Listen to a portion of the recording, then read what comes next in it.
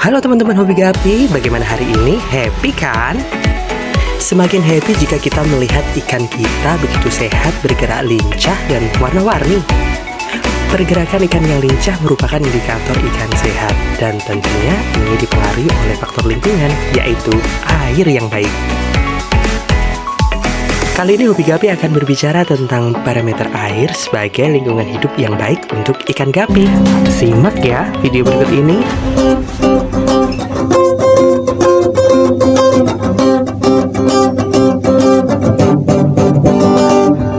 Hobi Gapi bikin happy, Hobi Gapi bikin happy, Hobi Gapi bikin happy, Hobi Gapi, Hobi Gapi bikin happy, Hobi Gapi bikin happy, Hobi Gapi.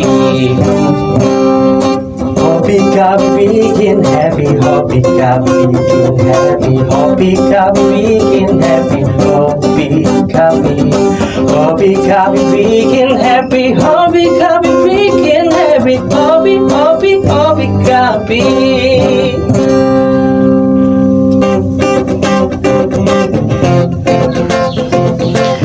Hai teman-teman Hobi Gapi dimanapun Anda berada, selamat datang di channel kami Hobi Gapi, seputar informasi dan edukasi tentang ikan gapi.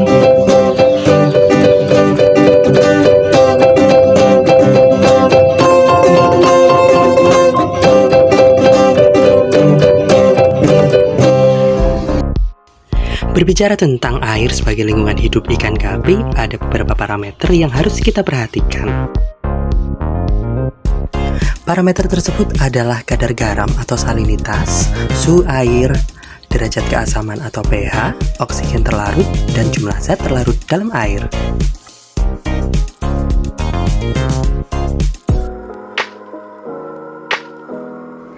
Dilansir dari Wikipedia, salinitas adalah jumlah garam yang terkandung di dalam air. Dalam hal ini bisa dibedakan air tawar, air payau, dan air asin. Air tawar memiliki kandungan garam 0-0,5 gram dalam 1 liter. Air tawar diperoleh dari salju yang mencair, dari mata air pegunungan, dari air tanah atau sumur, dan sekarang sudah dikelola dari PDAM. Air payau merupakan campuran dari air tawar dan air laut dengan kandungan garam 0,5-30 gram dalam 1 liter. Air payau bisa dijumpai di muara sungai dan banyak dimanfaatkan untuk tambak ikan atau udang. Kandungan garam lebih dari 30 gram dalam 1 liter bisa kita kategorikan sebagai air asin, dengan kandungannya yang bermacam-macam dan tersebar di seluruh samudra di dunia ini. Bagaimana hubungan salinitas dengan ikan gapi? Berikut kita simak hasil penelitian dari teman-teman IPB dan Politeknik Batam. Mereka meneliti sejauh mana ikan gapi dapat hidup di dalam air garam. Ukuran hidup ikan gapi diamati dengan metode bioakustik suara stridulatory gerak ikan gapi melalui siripnya. Pengamatan dengan menangkap frekuensi getaran dari sirip ikan gapi. Pengamatan dicatat selama 14 hari dan demikianlah kesimpulannya. Sebagai ikan air tawar, ternyata ikan gapi mampu bertahan hidup di lingkungan air payau, di mana ikan lain tidak mampu seperti ini.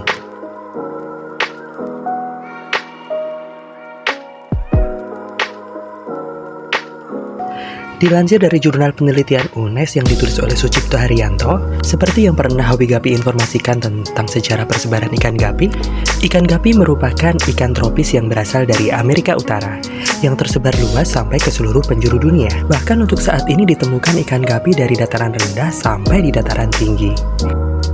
Ikan gapi dapat berkembang optimal pada suhu 10-29 derajat Celcius. Meskipun demikian, kita harus memperhatikan tentang konsistensi suhu itu sendiri. Perubahan suhu yang drastis atau mendadak akan menyebabkan masalah kesehatan pada ikan itu sendiri. Sangat dianjurkan untuk melakukan aklimatisasi ikan sebelum memindahkan dari satu tank ke tank yang lain. Derajat keasaman sering disebut juga sebagai pH, kependekan dari power of hydrogen, dan didefinisikan sebagai aktivitas ion hidrogen yang terlarut di dalam air. Untuk mengukur, kita menggunakan pH meter yang sudah banyak diperjualbelikan di masyarakat. pH 0-6 merupakan larutan asam, pH 7 bersifat netral, dan pH 8-14 merupakan larutan basa. pH optimal untuk ikan gapi adalah netral dan sedikit asam, sementara air tanah kita memiliki pH netral dan sedikit basa. Beberapa sumber menyatakan ekstrak daun ketapang cukup efektif untuk menurunkan pH. Hal ini akan Hobi Gapi sajikan dalam konten terpisah. Informasi tentang oksigen terlarut Hobi Gapi kumpulkan dari Badan Riset SDM Kelautan dan Perikanan Republik Indonesia. Oksigen terlarut di dalam perairan diperoleh dari fotosintesis tumbuhan air dan juga diserap dari udara bebas. Kandungan oksigen terlarut minimal di dalam air untuk ikan gapi adalah 3 mg per liter. Ikan gapi cenderung berenang di permukaan jika kandungan oksigen dalam air kurang. Perlu penambahan aerator dalam akuarium jika dirasa populasi ikan terlalu padat.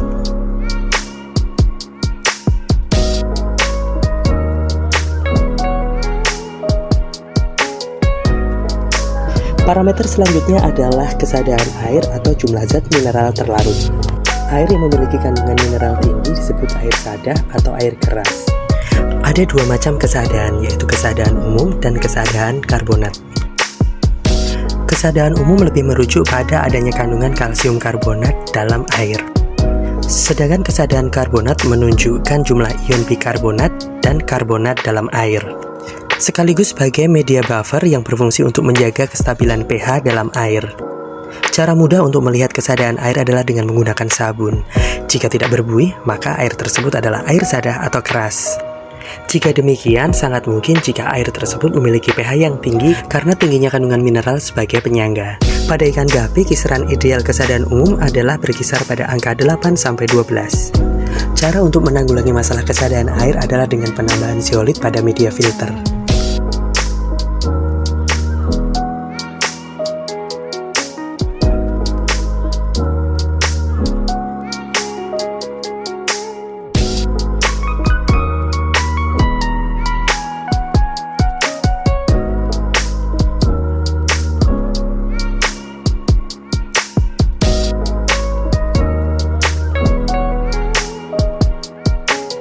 Demikian informasi yang dapat Hobi Gapi berikan kali ini. Terus dukung channel ini dengan like dan subscribe, serta bagikan link jika informasi tersebut membantu proses Anda dalam berhobi gapi.